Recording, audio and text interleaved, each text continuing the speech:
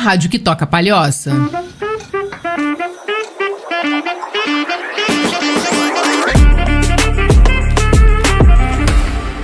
Boa tarde, pessoas! E hoje é dia de dar uma segurada com a Maria do Seguro. E aqui a gente conversa sobre seguro, a gente conversa sobre sinistro, a gente conversa como que funciona de fato o seguro que você contrata.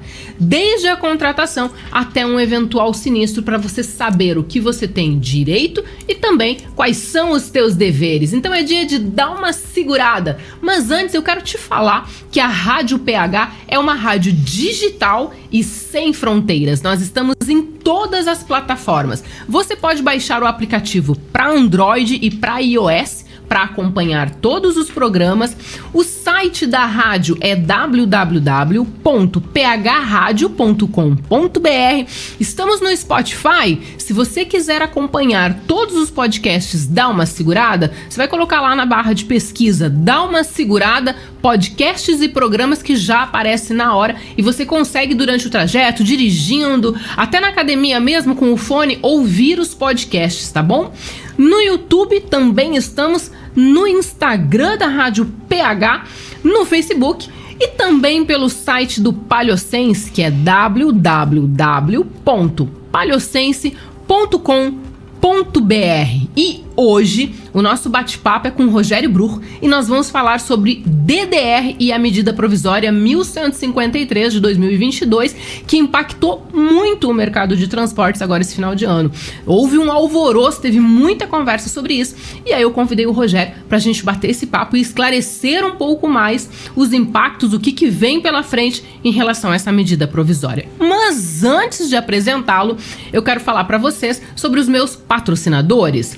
Começo com Bless Boutique. Se vestir bem não tem a ver com quanto você gasta, mas com quanto você se identifica com o que você está vestindo. Procura as meninas lá no Instagram, é Bless_Boutique com 2 T's, tá bom? E Via Gold Assessoria em Seguros. Mais do que seguro, uma rota inteira de parceria. Vamos às apresentações. Em primeiro lugar, Rogério, muito obrigada por estar aqui na bancada do Dá Uma Segurada. Eu tô muito feliz. Adorei que você aceitou o convite de estar aqui com a gente.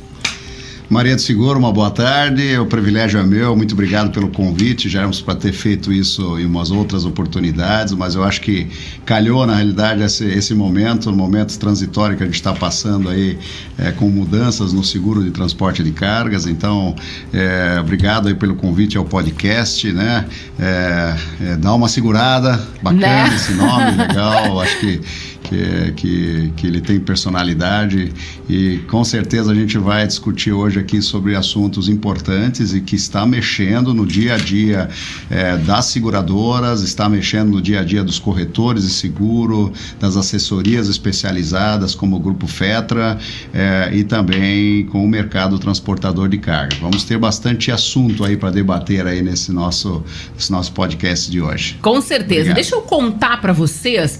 O Rogério, ele é sócio-diretor do Grupo Fetra. Ele é formado em administração de empresas com 38 anos de atuação no mercado segurador. Iniciados em 84 com passagens marcantes em cargos de liderança nas empresas VVD Palas, corretora de seguros, São Paulo e Alemanha, HDI Seguros, São Paulo e Marítima Seguros, Santa Catarina.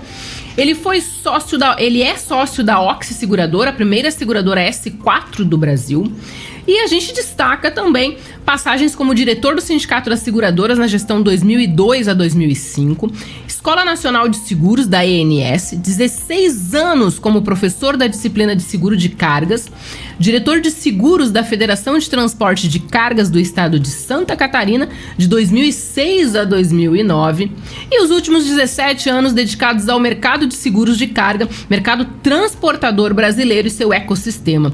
Hoje à frente da gestão comercial e marketing do Grupo Fetra, desde o ano de 2005.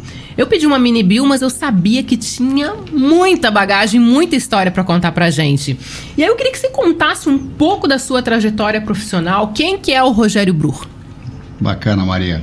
Obrigado por esse introdutório aí. Eu diria que Rogério Bruch sou eu aqui, essa pessoa que está à sua frente aqui, executivo do mercado segurador de mais de 38 anos. Comecei minha carreira profissional no Grupo Hering, em Blumenau, em 1984, quando tive o primeiro participação junto ao mercado e oportunidade de começar a conhecer um pouquinho sobre seguros, né, sobre riscos industriais, patrimoniais, pessoa física, pessoa jurídica. Então, 1984 foi quando eu debutei no mercado de seguros. Foram anos muito importantes para o meu, principalmente para o princípio, né, do raciocínio lógico do mercado, o qual eu uso muito hoje, a minha experiência adquirida, né, nesse tempo, principalmente no começo. A corretora do Grupo Hering era uma corretora que atendia o mercado como um todo, mas principalmente o grupo especificamente, né?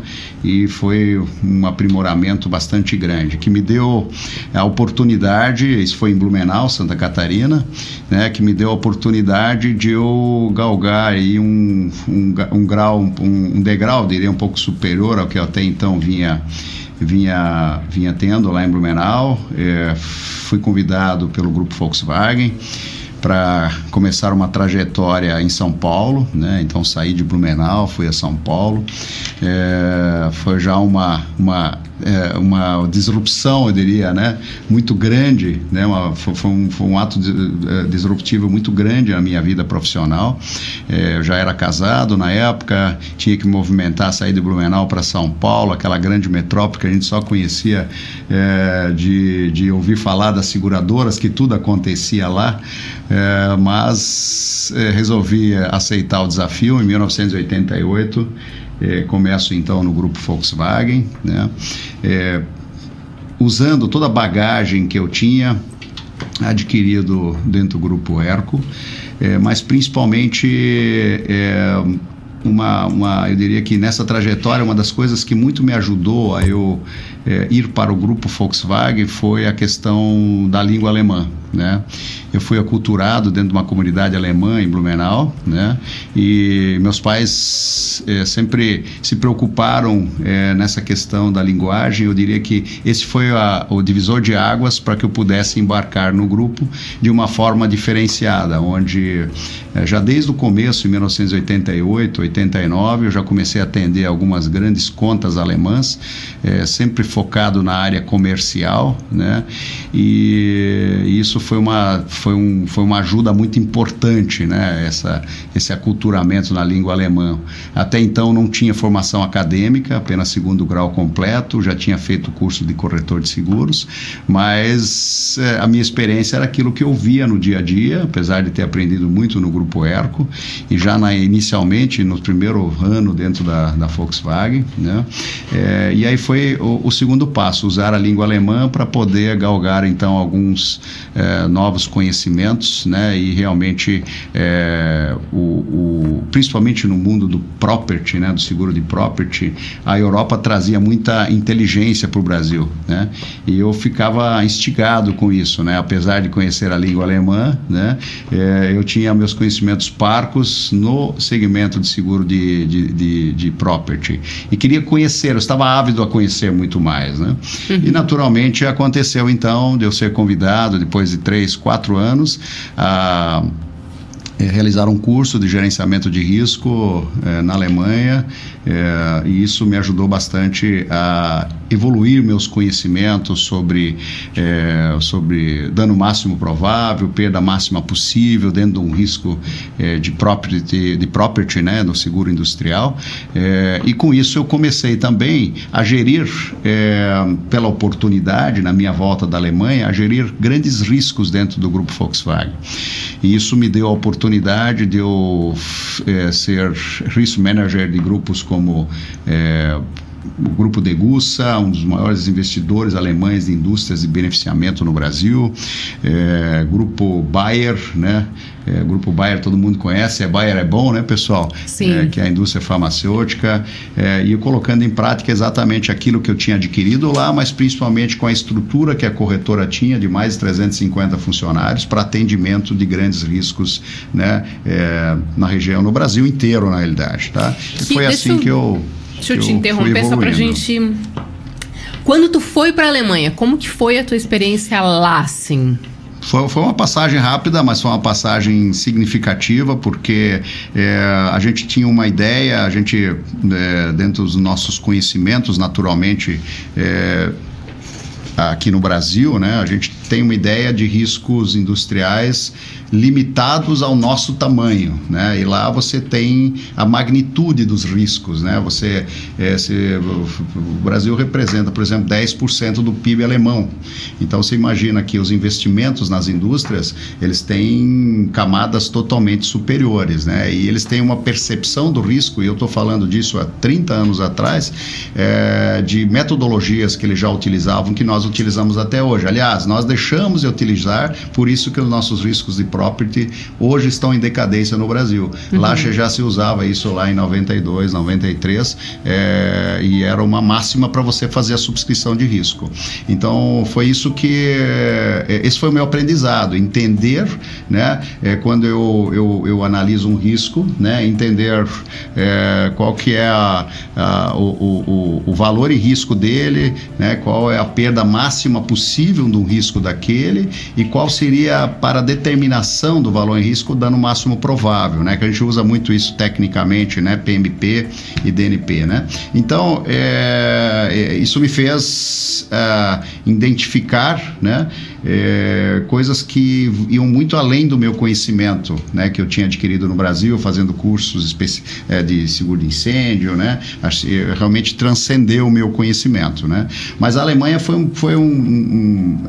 muito positivo, né, porque eu tive apoio de vários executivos, não só da indústria de seguros, mas principalmente da indústria alemã, conhecer outros riscos, né? Conheci a indústria da Mannesmann, então você ia lá com o engenheiro da corretora de seguros, você ia identificar um risco, você analisava, você verificava quais são os pontos frágeis, para você fixava isso para justamente quando você viesse para o Brasil, você poderia até participar eu participei de vários CIPAs aqui de grandes empresas, né, de gerenciadoras de risco aqui, de property especificamente, que ajudaram exatamente em identificação e melhoria de riscos aqui no Brasil, né. Então foi uma experiência ímpar, né. Eu diria que para mim foi o divisor de águas na minha vida profissional, onde eu realmente tive um salto de qualidade profissionalmente falando, né. Então realmente eu fiquei esse tempo internado lá praticamente, né, e realmente só estudando, e foi bastante significativo a minha volta para o Brasil. Fiquei 3 meses lá. 3 meses? 3 meses, exatamente. Foi muito frio? Bastante frio. Peguei uma época de inverno, então só fazia caminho de casa para o trabalho para casa, né? E aí era realmente... eu venho de uma região fria, né? Mas não de uma região que tem nevascas, né? Então eu fiquei praticamente só centrado na cidade, né? Então não tive muitos movimentos fora de lá. Então vim conhecer a Alemanha depois, posteriormente, quando eu fui para a HDI em 1999, mas naquela época foi especificamente com o objetivo para fazer o curso. É muito bacana isso aí. Eu ia te perguntar se foi difícil a adaptação, né? Porque chega lá num outro país, mas se bem que você já falava alemão, né? Ajuda bastante. Para mim foi muito, eu conhecer mais ainda do que eu já conhecia das comunidades alemãs, né? Eu tive a facilidade de falar o alemão, então eu fui muito bem aceito, né? Eu fui com outros parceiros, esses só falavam inglês, e eles tinham dificuldade de falar inglês, porque nessa época, final da década de 80, você tinha algumas escolas em inglês, mas elas ainda eram precárias. Hoje já é muito mais fácil você conseguir falar o inglês e tal, é uma língua universal praticamente, mas nessa época o alemão era muito resistente a falar o inglês, né? Principalmente os alemães que eu tinha contato, que eram os alemães já com uma idade de 45, eu tinha 23 na época, de 45, 50 anos, que eles não eram muito abertos a falar o inglês, mas não só não abertos, por quê? Porque apesar de a língua alemã ser a segunda língua na Alemanha, e você é aculturado quando você entra na escola, né, entre a língua mãe, né, naturalmente o inglês e o espanhol, então eles já saem falando isso, mas alguns são muito, eu diria, tradicionalistas, então bairristas. E aí naturalmente eu tive a vantagem, entre outros que foram comigo, de falar a língua alemã, e com isso de alguma forma ser diferenciado realmente, né? Então para mim foi uma experiência muito boa, né? Isso me ajudou depois em outros momentos da minha vida, né? Mas conhecer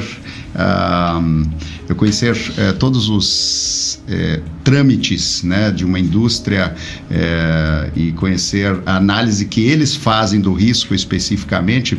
Veja, no Brasil nós não temos grandes riscos, por exemplo, se a gente fala de property incêndio, nós não temos grandes prejuízos com explosões. Lá você tem o fato em si, aí você fala desde o dano material, né, você fala desde quando eu falo dano material, envolvido mercadorias, móveis e utensílios, o lucro cessantes, né, o dano de responsabilidade civil, que eles são muito preocupados com isso lá fora, né? Então realmente essa foi uma passagem muito importante para mim, que trouxe uma bagagem fantástica para eu seguir aqui na minha vida profissional e que segue comigo até hoje, até em discussões que eu faço hoje com jamais focado no transporte, mas quando eu falo do transporte e voltado à responsabilidade civil, isso me ajuda muito a discussões assim com relação a, às vezes, transportadores ou próprios embarcadores que a gente tem contato.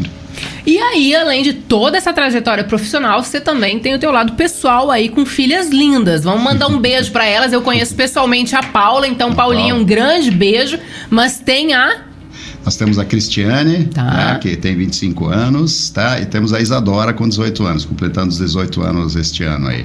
A Paula e a Cristiane são do meu primeiro casamento, a Isadora do segundo casamento, e a Paula é a nossa gestora comercial, que comanda toda aí a nossa área comercial do Grupo Fetra hoje, né?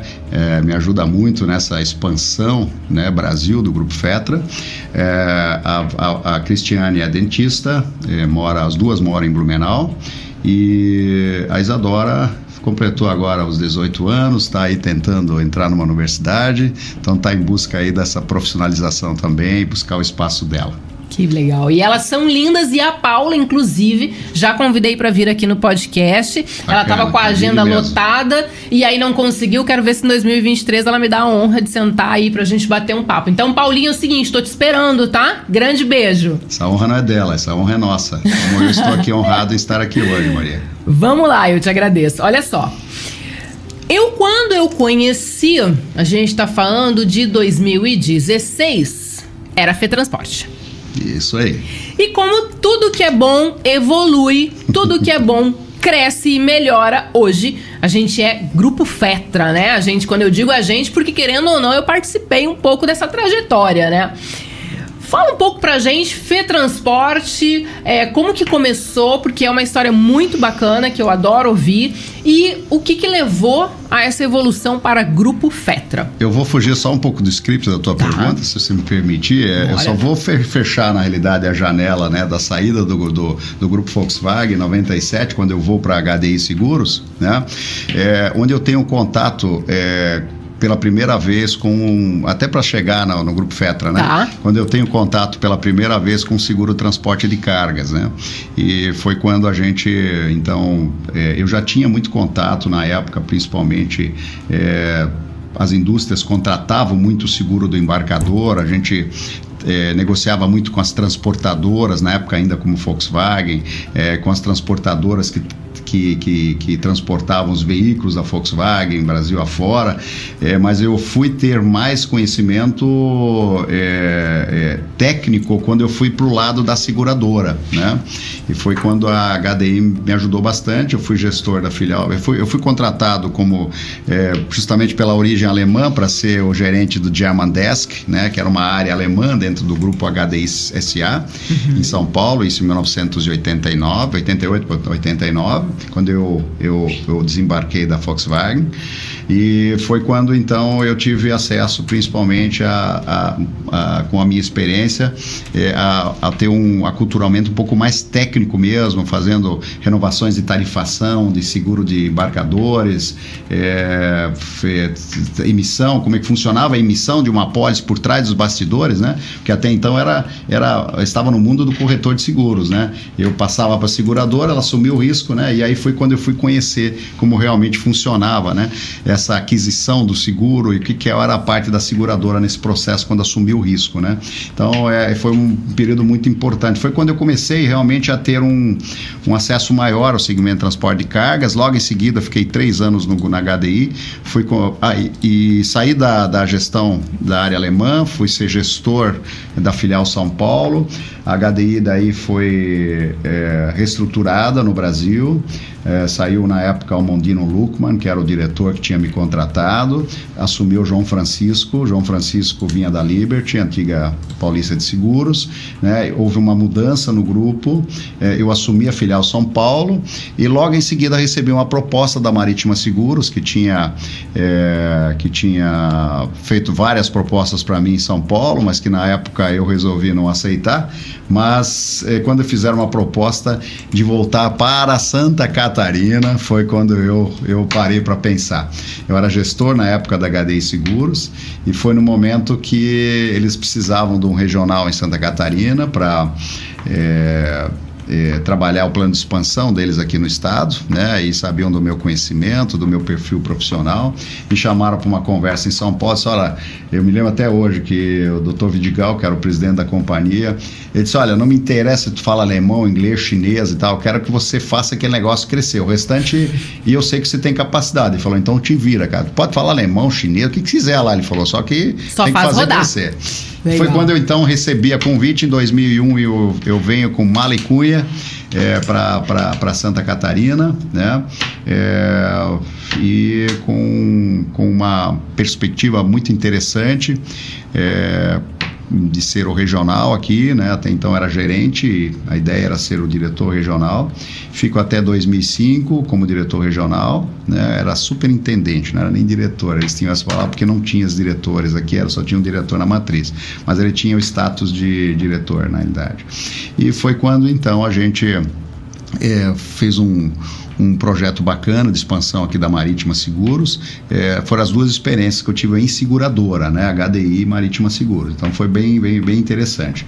Nesse meio tempo eu conheci um cara que é eu diria a pessoa que foi mais importante do ponto de vista da conexão para o mercado transportador de cargas, e não só importante nisso, mas principalmente numa decisão que eu tomei em 2005 de sair de seguradora, de corretora de seguros e embarcar num projeto.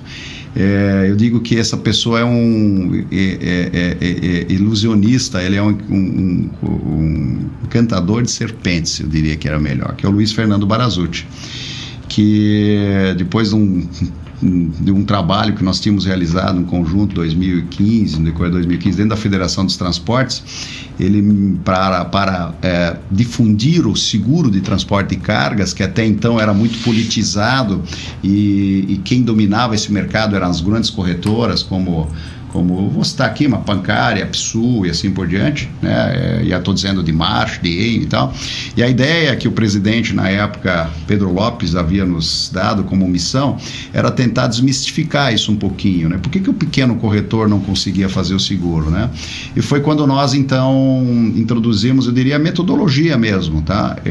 E eu vendi essa ideia, na época, para o Barazzutti acreditou muito em mim, e nós seguimos em mãos dadas, e assim estamos até hoje, né, meu amigo Barazzutti, e meu sócio, meu querido, e conseguimos então, a partir de 2005, eu diria, essa palavra desmistificar, eu acho legal, tá? A gente conseguiu desmistificar que seguro de carga não precisava ser só feito com um grande corretor, né? E a gente começou um trabalho em Santa Catarina que ele vinha exatamente nesse viés, ter condição comercial da seguradora. E aí tinha minhas parceiras, na época Allianz e Sul América, né? E a gente eu viajava esse estado inteiro, apoiado pela federação, com os 13 sindicatos. Eu ia dar palestra nos sindicatos sobre o seguro transporte de carga e por que o transportador tinha que contratar, o que era a lei, qual que era a obrigatoriedade, o que ele tinha que cumprir e assim por diante. Isso acabou se tornando um multiplicador de negócios. Foi quando a gente realmente fez o grupo FETRA, né, na época FETransporte, né, se consagrar na distribuição de seguro transporte e ser conhecida pelo mercado afora aí no Brasil inteiro. Naquele momento, né, de 2005 até 2015, nós éramos regionais. Então a gente trabalhava especificamente em Santa Catarina, apoiado pelo Sindicato das Seguradoras, né? Sindicato dos Transportadores. Tá. E a gente fez um trabalho bacana, desenvolveu bastante aqui, fazia... na época não existia podcast, né? A gente fazia as reuniões de sindicato, trazia os transportadores, né? Pegava os diretores de sindicato e fazia um trabalho assim de formiguinha para que eles pudessem multiplicar, né? E a gente a gente nomeava os corretores de seguros de cada região, a gente nomeava eles para serem os nossos agentes na ponta, né? E agentes do Sindicato das Seguradoras e da Federação do Estado. E a FETransporte ficava nesse meio tempo, trazendo condição comercial, e era o intermediário, então, né, entre seguradora e o corretor de seguros, né, com a distribuição, então, para os clientes, principalmente do sindicato, né? Isso fez com que a gente realmente crescesse bastante. Em 2005, nós tínhamos apenas uma seguradora, a pedido do mercado, nós tínhamos Sul América sempre e Allianz, mas em 2013 a Allianz nos chamou e disse assim: Rogério, queremos vocês aí 100% com a gente. E infelizmente nós ficamos 2 anos nesse processo. Infelizmente em 2015 a gente desembarca por um problema institucional. Eu não sei se foi um problema, foi uma mudança de estratégia da Allianz no Brasil, né? E resolve então rescindir com todas as assessorias. Foi quando nós desembarcamos então da Allianz, e aí o Barazzutti tomamos a decisão como sócios em continuar, porque isso era também algo a se pensar: continuamos nesse modelo ou não continuamos, e resolvemos então criar um modelo um pouco diferente, que é esse modelo que a gente tem hoje, que é o modelo, depois ampliamos mais, né? Mas como diz, né? Precisa modernizar, né? Mas criamos então uma plataforma onde a gente tinha várias seguradoras. Até então só tínhamos uma, né? Quiçá 2, né? Até 2013, e trouxemos então vários players para atender os nossos corretores de seguros, né? E começamos então o nosso plano de expansão, né? Em 2016 para 2017 crescemos um pouquinho. Rogério, desculpa eu te interromper, mas assim, ó, vamos pro intervalo. Ok. Quando a gente voltar, tu conta sobre o plano de expansão de 2017-2018 e a gente entra no nosso tema DDR e a medida provisória 1153-2022. Combinado? Fechado. Você que tá aí, não sai daí que a gente volta bem rapidinho.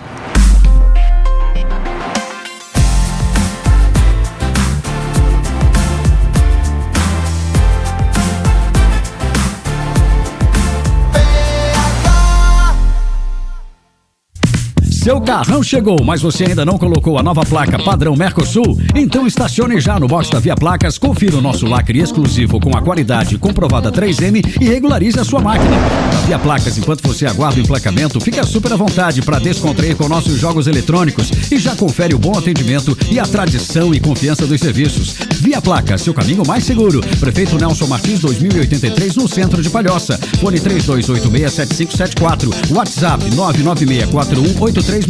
No Instagram, @Via Placas.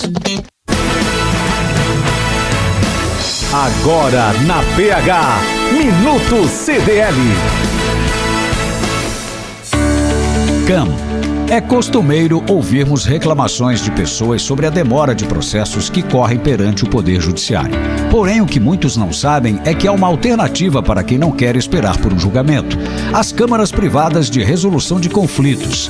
No prédio institucional da CDL encontra-se a sede da Câmara de Arbitragem e Mediação de Palhoça, onde você pode resolver o seu processo por meio da conciliação, mediação ou arbitragem. Uma ferramenta moderna que dispõe de diversas vantagens para você ou sua empresa, como a celeridade, a segurança jurídica, é menos oneroso para as partes, é sigiloso e faz a preservação das relações. Ótimo para você que precisa entrar com uma ação judicial, mas não quer ter desgaste emocional e financeiro por conta da morosidade do judiciário. Quer mais informações? Acesse o site campalhoça.com.br. Lá você tem essas e muitas outras informações.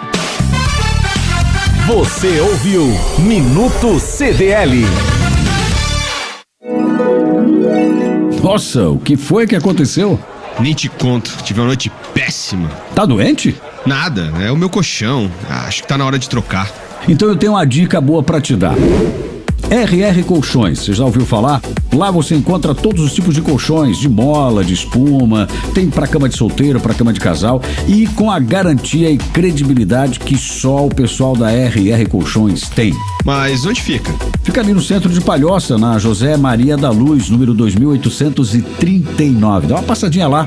RR Colchões está presente nos nossos sonhos há mais de 20 anos.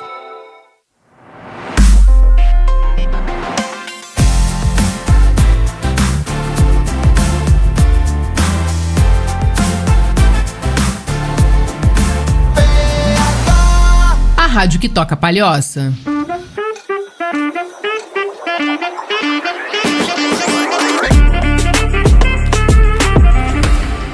Voltamos! Sejam muito bem-vindos.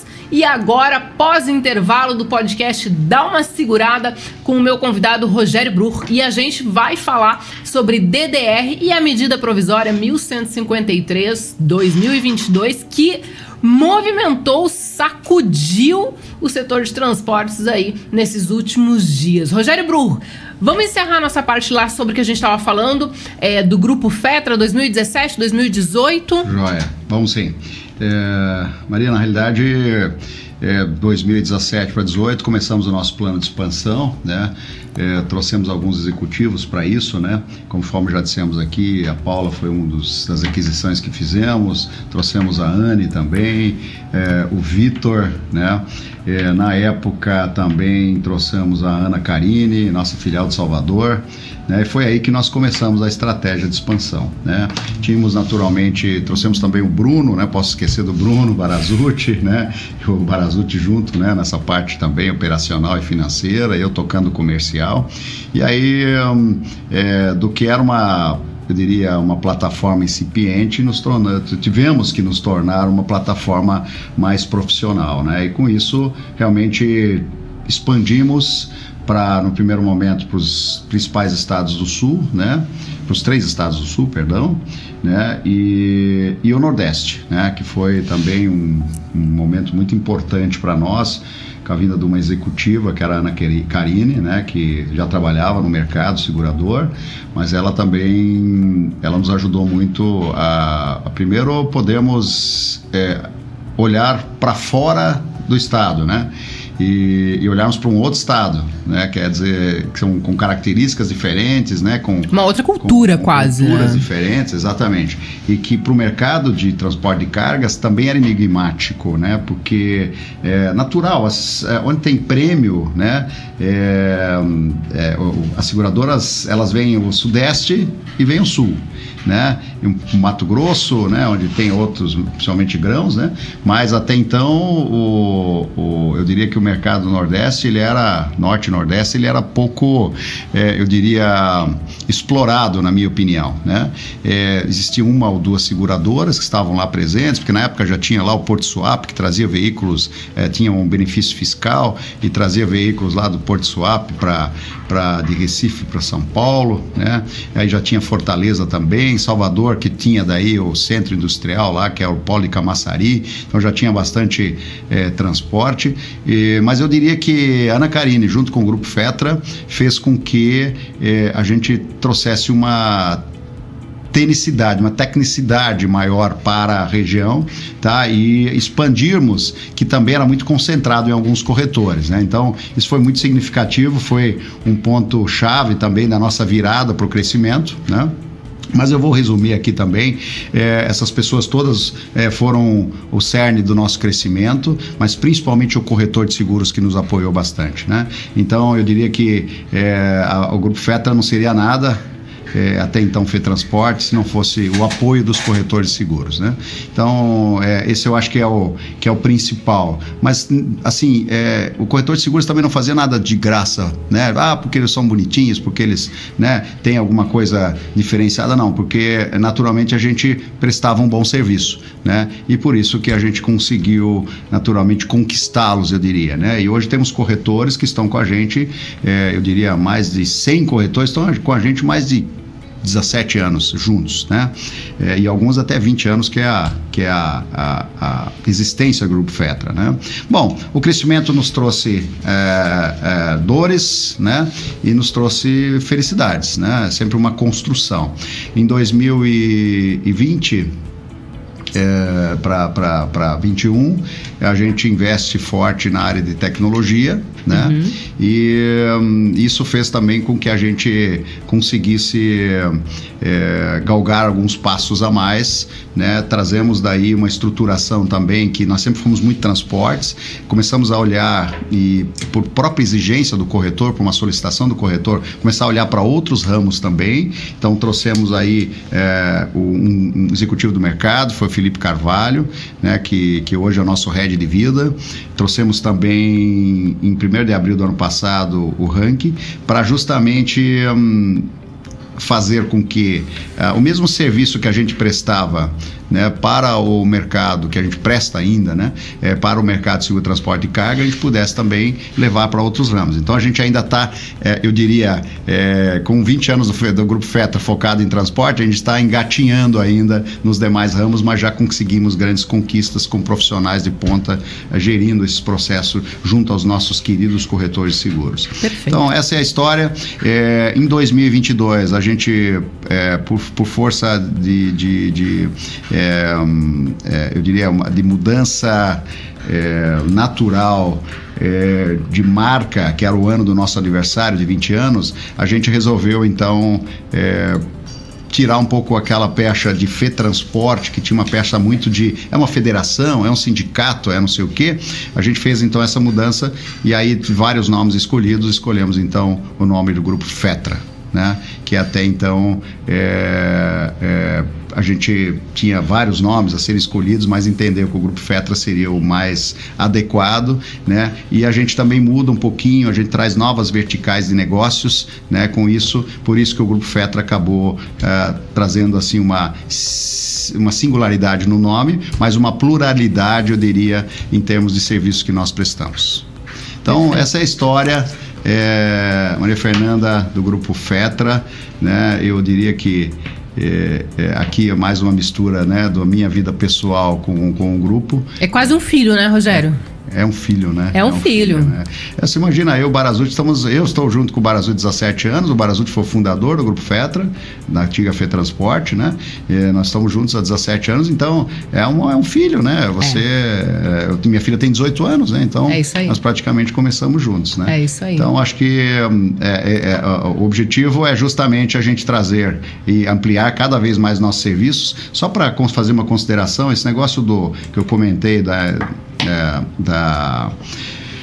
investimento em tecnologia, nós devemos dar mais um passo importante esse ano. Nós vamos ser a primeira empresa que vai trazer um multicálculo de seguro de transporte de cargas para o Brasil. Estamos finalizando com o Grupo Steer, que é uma empresa americana, esse processo que já está há 8 meses, né, esse estudo, e nós devemos finalizar isso. Finalizar, que eu digo, sempre existem atualizações, nunca é finalizar, mas finalizar para começar. Para começar, eu diria, exatamente isso. Nós vamos finalizar agora, final do mês de fevereiro, para fazer um lançamento inédito. Isso vai nos dar novamente aquela história de subir mais um degrau aí, tá? De prestação de serviço a corretor de seguros. Esse é o nosso objetivo, junto com grandes players que são as nossas seguradoras parceiras. Incrível. Tá? Essa é a história do Grupo Fetra, minha amiga. Quero aproveitar para mandar um grande beijo pro Barazuti E para toda a equipe, né, do Grupo Fetra aqui, eu tenho até medo de falar, porque daí eu esqueço alguém, as gurias vão ficar magoadas, mas também, né, eu tenho que fazer minha consideração especial à Anne, que tá sempre me ajudando, a Suelen, a Paula, o Carlos do marketing, o Vitor.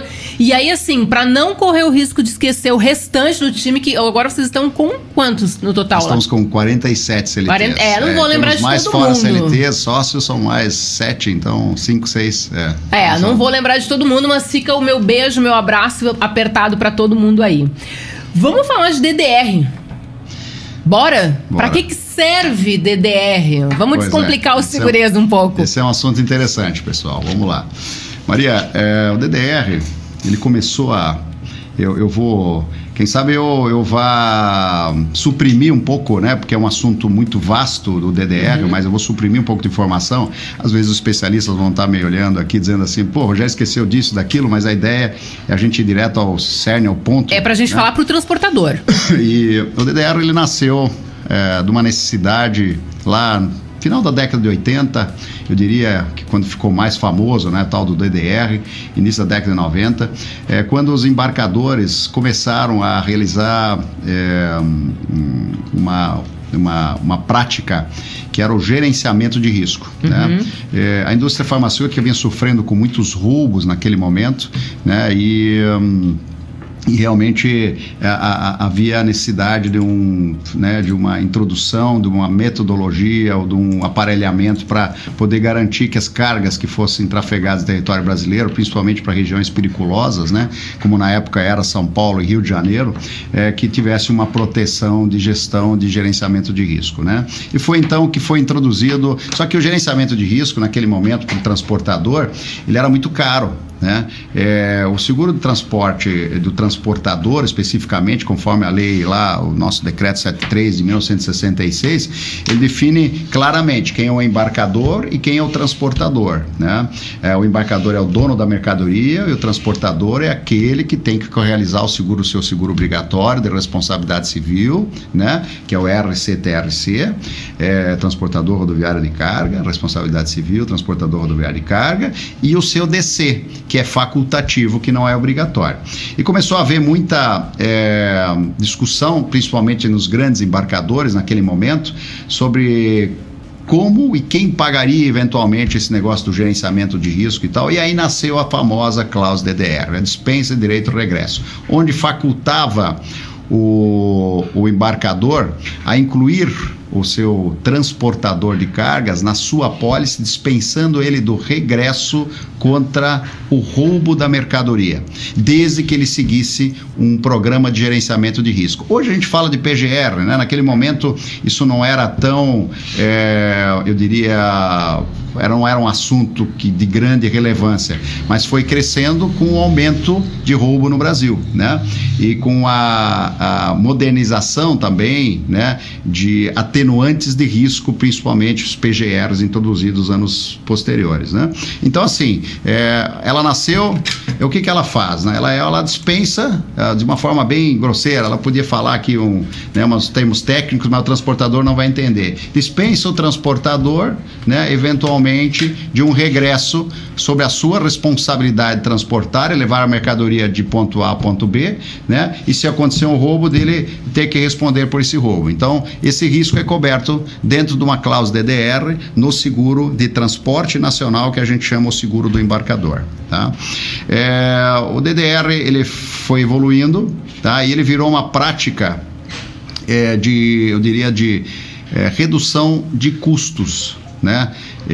Naquele momento era um custo alto, porque o transportador pagava no ad valorem, né? Que existia o ad valorem, né? O ad valorem é tudo aquilo que representa o frete, né? Então é o seguro, é a manutenção do caminhão, é a reposição do pneu, é o frete em si, quando ele tem cobrado, o óleo diesel e assim por diante. Então, naquele momento, ele justamente atenuava um pouco essa questão do frete, e essa foi uma máxima que foi utilizada esses anos todos, né?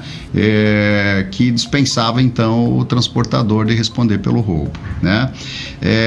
Com uma pequena penalidade, eu diria, ou uma grande penalidade. Depende da ótica de cada vista. Do embarcador ou do transportador, né? De cumprir o PGR na íntegra que o embarcador lhe determinava, impõe, né? Ou que determina, porque isso ainda existe, as DDRs ainda existem. E aí, isso causou naturalmente, né, um grande dilema, porque muitos transportadores entendem, né, que quando você vai transportar para determinadas mercadorias, não há necessidade de ter uma GR tão apurada, mas ele paga por isso. Então, isso fez com que o mercado, né, de alguma forma, fosse direcionado, né, a que aceitassem aquilo como uma coisa normal, né? E eu estou falando independente do seguro de responsabilidade civil, que é o que o transportador tem que contratar como obrigatório, né?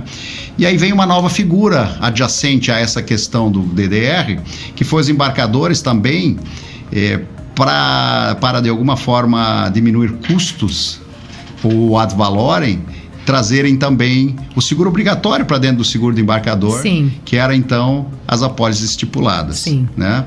E aí criou-se então o embarcador com uma apólice estipulada, onde ele eximia o transportador da responsabilidade do RCTRC, dele averbar, então ele deixava de averbar aquelas cargas do embarcador, né? E o DDR, que era dispensa de direito ao regresso no caso de roubo, né, assumindo tudo, naturalmente na negociação dele com um custo menor junto às seguradoras, mas o seguro de transporte de carga, ele tem um princípio, né, que é o princípio da globalidade. Então você tem que ter arrecadação para fazer frente aos prêmios.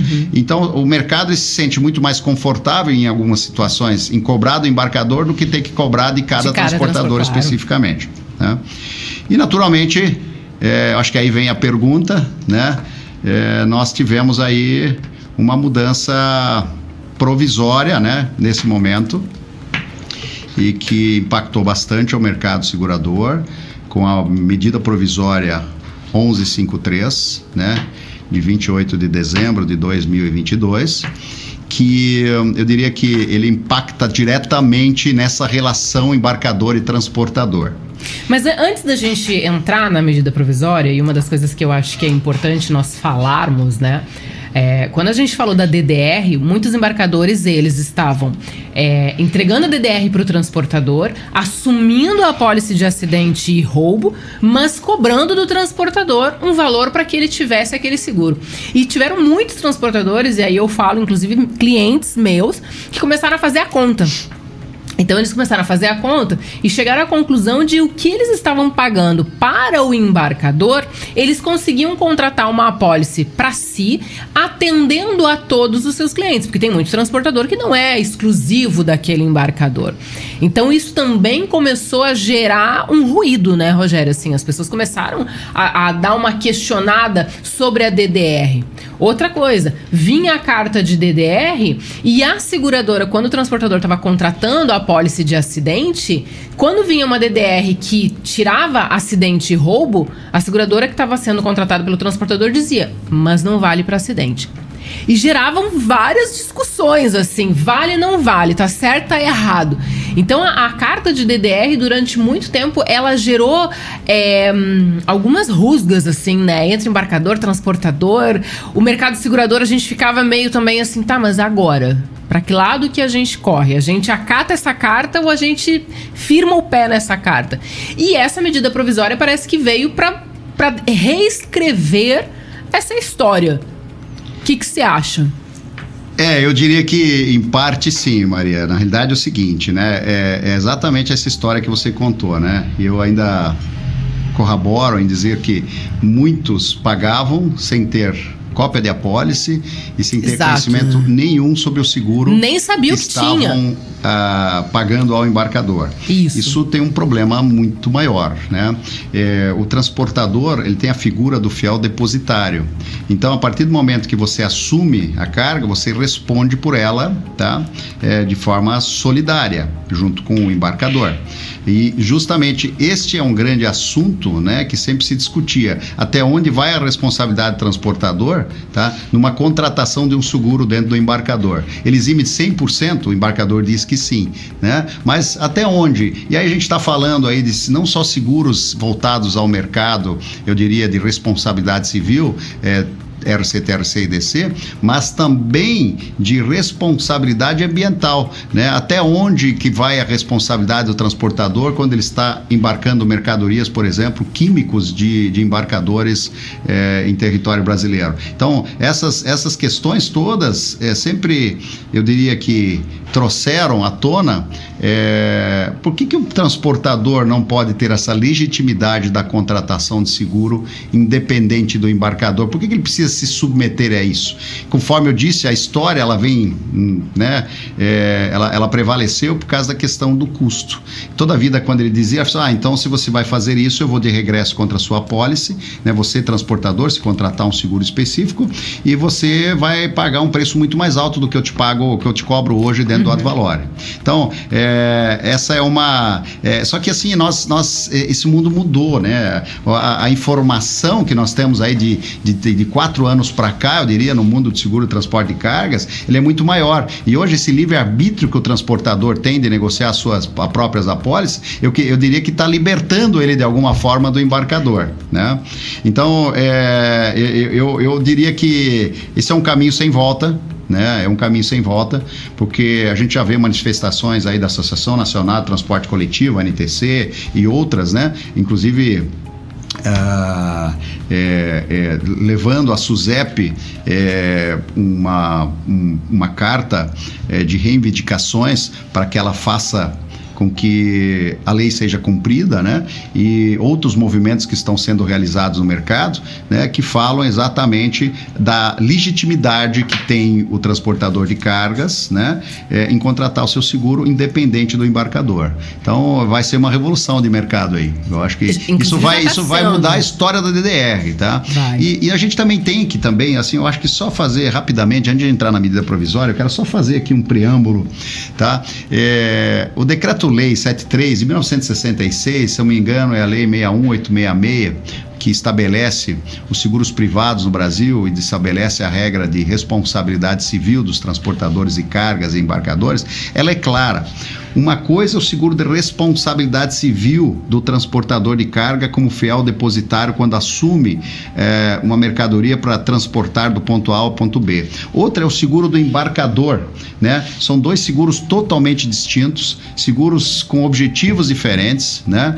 E nenhum impeditivo de o outro contratar o seu obrigatoriamente, né? Ou não obrigatório como é o do transporte nacional do embarcador. Então, assim, fica claro que esta lei ela foi de alguma forma deturpada pelo interesse comercial, né, no decorrer do tempo. Então a gente percebe que, eu diria que por isso que eu digo, né, com um mundo com mais informações, traz à tona, né, se eu ainda tenho que me submeter a esse tipo de legislação ou desse pseudo, né, eu diria, submeter a uma DDR, por exemplo, né? É isso que eu quero me referir. Aos mandos do embarcador. Aos mandos do embarcador. Né? Porque, querendo ou não, o embarcador, ele acabou criando uma legislação própria, né? Ele dizia, olha só, eu vou te dar uma DDR porque eu sou muito bonzinho. Sim. Vou te dar essa DDR aqui e tá tudo certo, você não vai ter ação de regresso,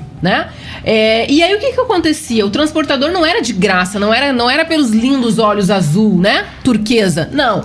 Você não tá ganhando, você tem a carta, você cumpre o gerenciamento de risco e eu te cobro ainda, ou eu desconto do valor do frete que eu te pago, o valor do seguro, sim, tanto do acidente quanto do de roubo. Perfeito. Né? E tirando o fato que o seguro, me tira essa dúvida também, o seguro do embarcador, o transporte nacional, ele está previsto na lei junto que ele tem que ter o seguro, o embarcador. Sim, a lei ela obriga todo embarcador que contrate os seus seguros de mercadoria própria.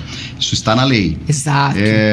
Novamente, é uma deturpação, né, que aconteceu no decorrer do tempo, e pela falta de eu diria, fiscalização por parte da SUSEP, isso acabou se transcendendo. Existe uma multa até hoje em ORTNs que se aplica quando sinistros são envolvidos acima de determinado valor para uma operação de resseguro ou de liquidação, o ressegurador precisa receber essa informação e ele cobra em território nacional, previsto em lei, o seguro do transporte nacional. Isso acabou sendo uma prática não mais usual. Então, os transportes, infelizmente, o embarcador deixou de contratar o seu seguro, né? E só os grandes contratavam, né? E está aí impondo as cláusulas aí aos transportadores. Então, essa é a história. Na verdade, hoje existe a obrigatoriedade, como eu disse.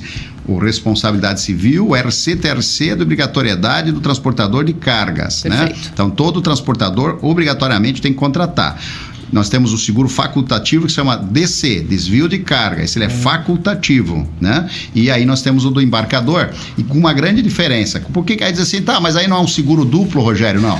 Um é para cobrir a tua responsabilidade, outro é o ressarcimento que o dono da carga até quer sobre o seguro dele. E nós estamos falando aqui que ele paga, a seguradora paga na pólice dele, do embarcador, e vai de regresso contra o transportador. Essa é a regra, entendeu? E é isso que tem que estar implícito ao mercado segurador. E se o transportador não tiver a pólice, paga do bolso. Uma normalidade. Se ele não tiver, a lei é clara, tá? A lei diz que qualquer transportador de cargas que venha assumir mercadoria em território brasileiro, sendo ele pessoa física ou pessoa jurídica, ele é obrigado a contratar um seguro de responsabilidade civil. Isso é lei. Isso ele não tem como fugir. Não tem que fugir. Se ele não o fizer, ele responde solidariamente ao transporte em território brasileiro. Se ele tiver um sinistro, ele não paga. O que faz o embarcador, né? Ele tem o direito, através dessa lei, de entrar com um processo de regresso, de ressarcimento contra o transportador que efetivamente transportou a carga, e se ele não tiver seguro, ele vai pagar com os próprios bens. Se ele não tiver solvência, ele paga com os bens pessoais. Se não tiver bem da empresa, ele paga com os bens pessoais. É assim que funciona. E assim vai indo. E não vai ter. E não nem tem choro, como fugir nem vela. da responsabilidade.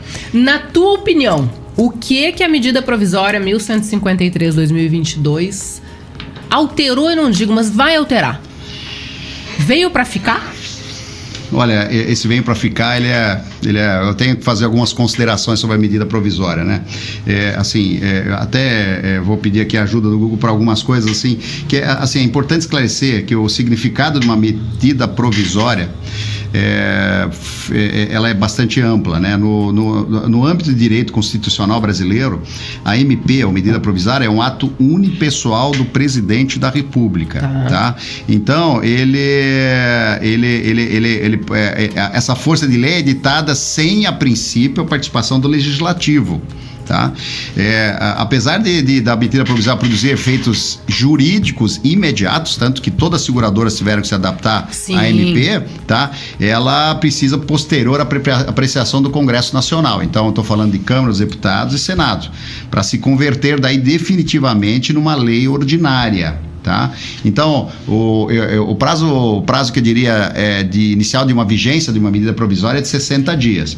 Se nesses 60 dias não houver nenhuma manifestação contrária, ela pode virar uma lei ordinária. Tá? Quantos dias? 60 dias. 60 a contar da data da promulgação, que foi 28 ou 26?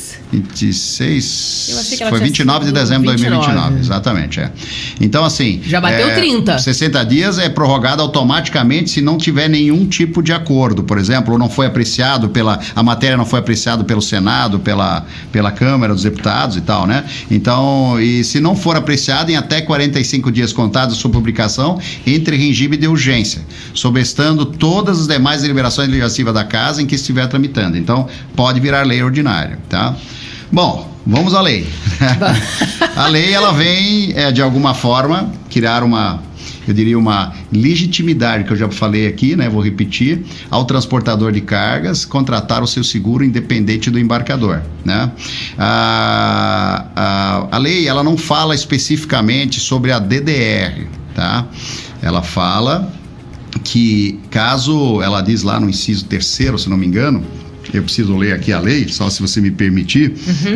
O inciso 3º, ele fala, a medida provisória indica que o contratante do serviço de transporte, ao adquirir coberturas de seguro adicionais contra riscos já cobertos pelas pólices do transportador, não poderá mais vincular o transportador ao cumprimento de obrigações operacionais associadas à prestação de serviços de transporte, inclusive previstas nos planos de gerenciamento de risco, tá? Então, aí que está a dúvida, tá? Com relação à medida provisória, né?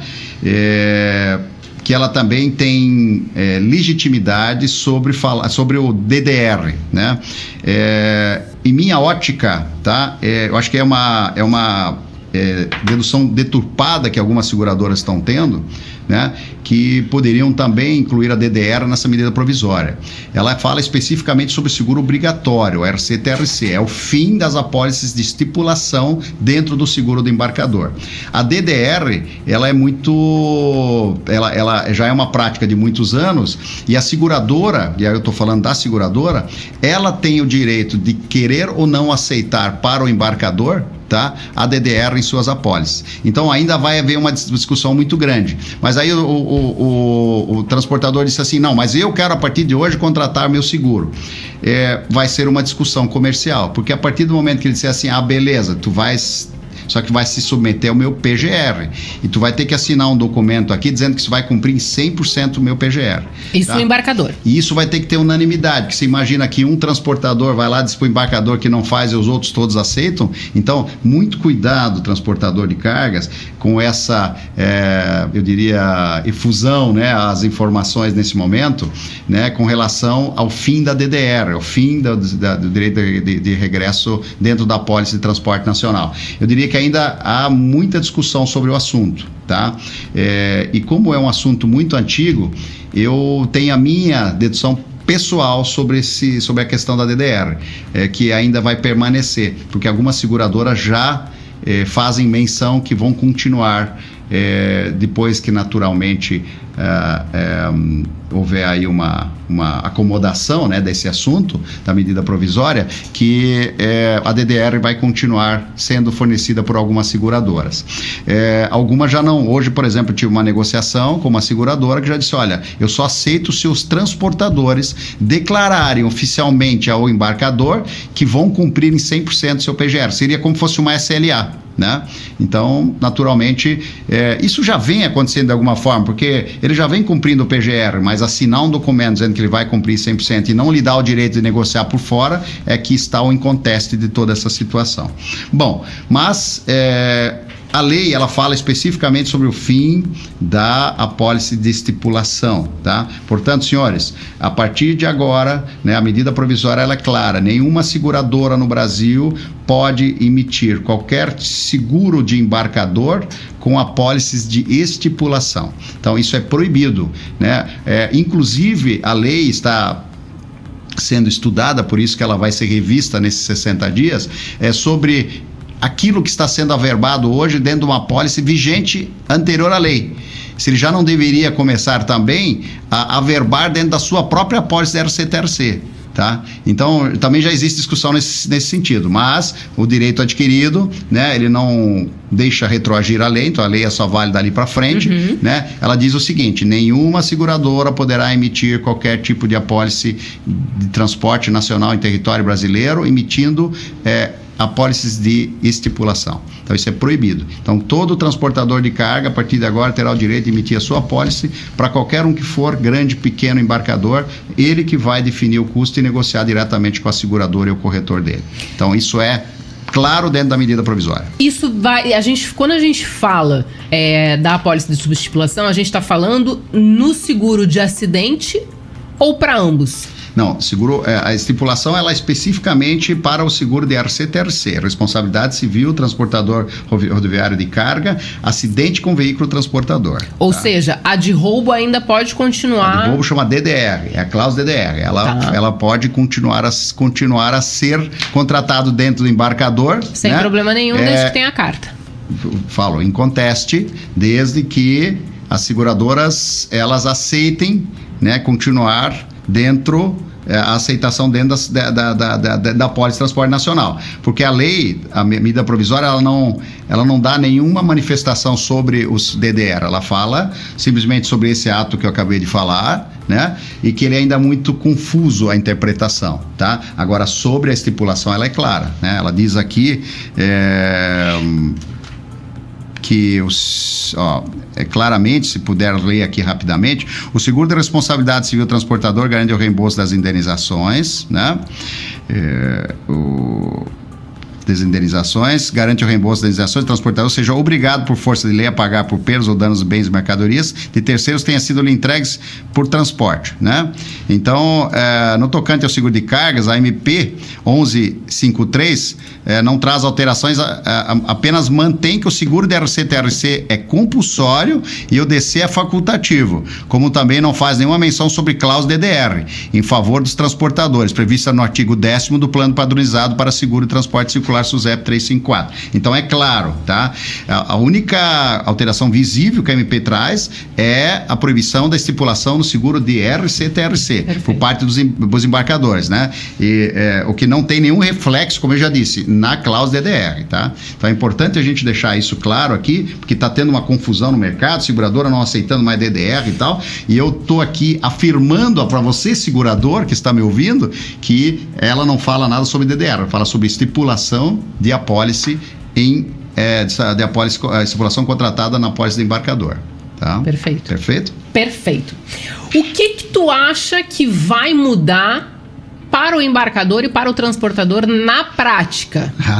Vai mudar muita coisa, Maria. Mas aí eu pergunto para o Rogério, o que o Rogério acha que vai mudar? Porque tem uma coisa, né, Rogério? A gente tem o transportador que quer ter o seguro dele, sim, como a gente tem o transportador que não quer contratar nem o obrigatório, como a gente tem o embarcador que não contrata o seguro dele, mas quer que todos os transportadores tenham seguro de acidente e exige o seguro de roubo. Na prática, pós-medida provisória, ela valendo mesmo, o que tu acha que vai mudar? Eu queria estar em 2005 dentro do Sindicato das Transportadoras, como diretor de seguros ainda na época da federação, discutindo isso agora com os transportadores. Me chamem, sindicatos, que eu vou ter o maior prazer de ir lá discutir com os embarcadores e vocês. Porque se a lei está clara, né, que o transportador ele tem o livre-arbítrio de contratar o seu seguro, mesmo de mercadorias que estavam até então estipuladas numa apólice do embarcador, né, isso lhe dá o direito de fazer boas negociações com as suas apólices. Então, eu vejo que é uma grande oportunidade, né, de a gente realmente conseguir, inclusive, criar mais prêmio para esse mercado, né? Aí vai me perguntar, Maria, mas e o custo? O que vai alterar no custo? Eu digo sempre que não existe almoço grátis, né? Alguém está pagando, então alguém vai pagar esse custo. Não sei se o consumidor final, né? Ou o transportador de alguma forma, ou o embarcador que vai assumir esse custo. Até então, nós tínhamos taxas menores dentro do seguro do embarcador para estipulação, tá? Isso vai ficar relevante agora, naturalmente, só que é a história do consumo, né? Naturalmente demanda e oferta, né? Quanto mais oferta, quanto mais demanda você tem de um produto, né? Mais você pode ter preço melhor, né? E com certeza a oferta deve aumentar bastante. Então, eu acho que isso é claro, se a gente conseguir aumentar o prêmio, né? Naturalmente, isso vai ter um reflexo direto nas taxas e na redução das taxas para o transportador. Isso para mim é claro, tá? Como o embarcador vai agora gerenciar isso junto com os transportadores, como ele vai repassar isso para o custo dele, eu diria que é uma matemática um pouco mais complexa que eu não saberia dizer nesse momento qual que é a fórmula para isso, mas com certeza tem um impacto de custo que o consumidor final de alguma forma vai pagar, tá?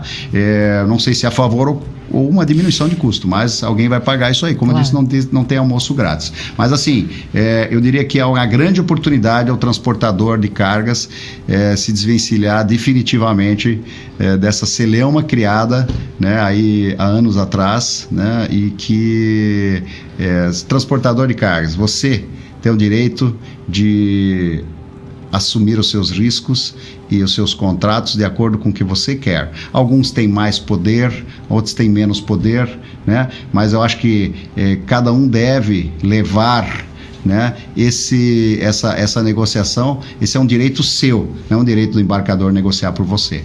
Essa é a minha a palavra que eu diria para você, transportador de cargas. Acho que esse é um direito adquirido dele. Ele precisa negociar suas cargas. Então, acho que cada vez mais ele deve cuidar do negócio dele, inclusive da pólice da RC-TRC, né? E, quiçá, a DDC.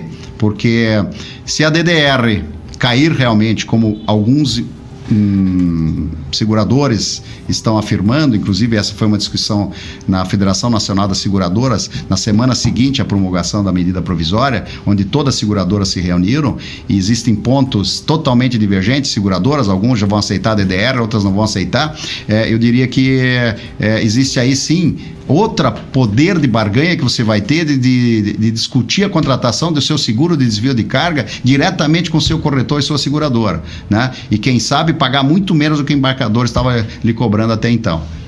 Quiçá isso venha a acontecer, sinceramente. Eu sou a favor da liberdade de negociação. Então, acho que essa coisa engessada que foi criada pelos embarcadores, ela é eu acho que diria, é uma metodologia muito antiga. Nós precisamos evoluir, né? E a liberdade de se contratar o seguro de responsabilidade civil de acidente e de roubo na ponta é um direito que você tem, transportador. Então, essa eu diria que é a minha mensagem.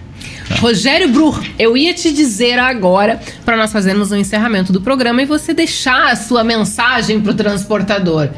Mas me parece que você já deixou a mensagem para o transportador, né? Que ele tome as rédeas das suas apólices, do seu negócio e faça a gestão como ele acredita que tem que ser feito. Exatamente isso. É isso? Essa é a mensagem que você deixa? Essa é a mensagem que eu deixo. Exatamente. Perfeito. Quero fazer mais uma vez o agradecimento pela tua presença aqui, por você ter disponibilizado a agenda para estar aqui na bancada do Dá Uma Segurada. Eu tô muito feliz, para mim é uma honra te receber. Eu conheço o Rogério já desde 2016, a gente tem muita história. Então, assim, agora com a Maria do Seguro em carreira solo, tô muito feliz que a gente continua parceiro. É isso, quero agradecer a todo o grupo Fetra, Barazuti, todas as meninas, os meninos, não vou citar o nome porque eu vou esquecer de muita gente lá, mas quero deixar um beijo muito grande. Espero que você, transportador, que tenha assistido o programa de hoje, que você tenha gostado, que tenha te ajudado a entender um pouco mais o universo, né, Rogério? Porque ele é um universo, às vezes, um pouco difícil, com nuances, com coisas que dá uma dificultada. E muito específicas. Muito específicas, né? Muito. Muito específico. Então, realmente é um mercado totalmente diferente, o mercado de transporte e logística. Perfeito. É isso, pessoas. Espero que vocês tenham gostado. Um grande beijo. Fiquem bem. Se tiverem dúvidas, manda pra mim lá no meu Instagram, @mariadoseguro. E pra gente encerrar, um grande beijo aos meus patrocinadores, Via Gold Assessoria em Seguros e Bless Boutique. É isso, gente. Obrigada. Até mais.